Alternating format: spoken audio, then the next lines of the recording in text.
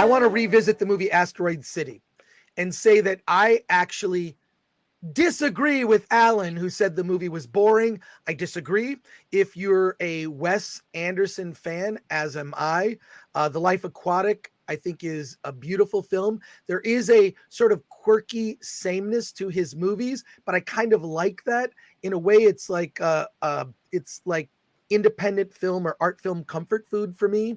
I just enjoy the fact that he gets these A-list actors to all work on scale, to be in his films, to put them in incredibly awkward situations, like where the main character in the film, I'm forgetting the actor's name. Oh, Jason Schwartzman. Jason Schwartzman arrives with his daughters.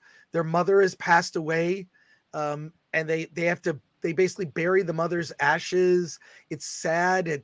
They're now sort of trapped by the U.S. government and they're basically kept there. They have a visit from an alien. It's the way this stuff all plays out.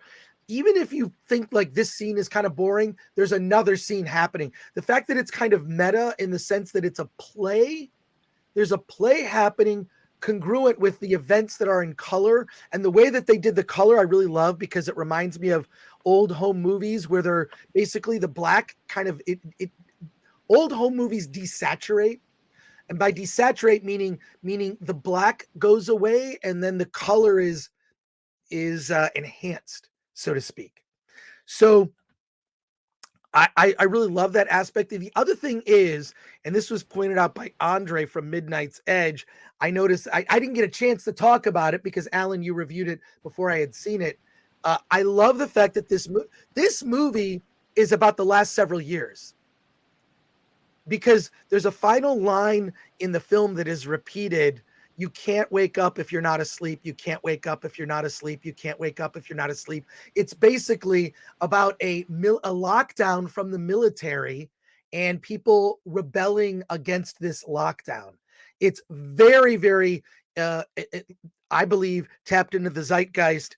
I really love the film, not just because it's a Wes Anderson film and I like his quirkiness. I really love also his animated movies, Fantastic Mr. Fox and Isle of Dogs. Isle of Dogs is a classic to me because I love stop motion animation.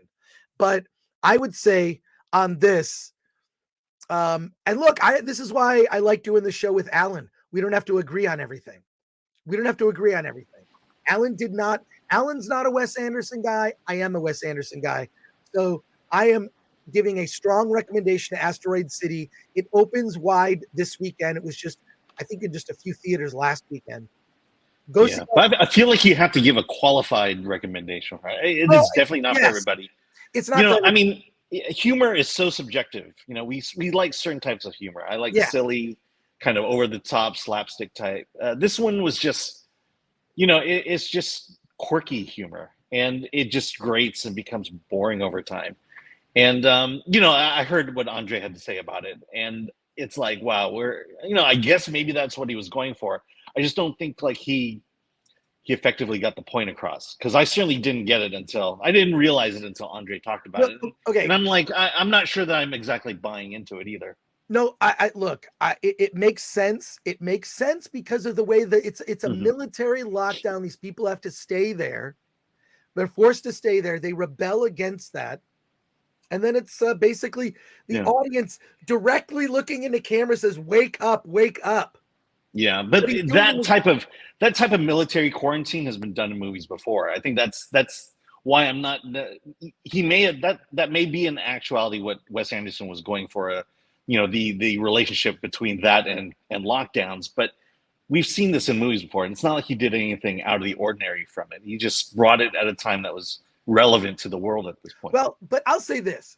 After the last several weeks of seeing big blockbuster movies, which I am so sick of, like Fast X, Transformers, Flash, to me, a Wes Anderson movie like Asteroid City is a palate cleanser. So if you're like, oh my God, I can't stand another big bloated tentpole Hollywood movie with, checklists or just explosions or the cliches that come with big Hollywood summer blockbusters, Asteroid City is kind of a palate cleanser. And I actually enjoyed it in contrast to that. And I like Wes Anderson, so I am predisposed. Okay. But you're welcome to have that opinion. I want to go to the. I will agree with you there. And I think we have another movie that we're about to review that serves as that as well. Exactly. Let's go to the chat real quick before we get to our next movie review. So the whole thing is final.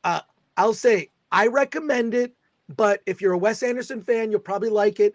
If you're not a Wes Anderson fan, you'll be like Alan and you won't like it. And by the way, did people cosplay at your screening?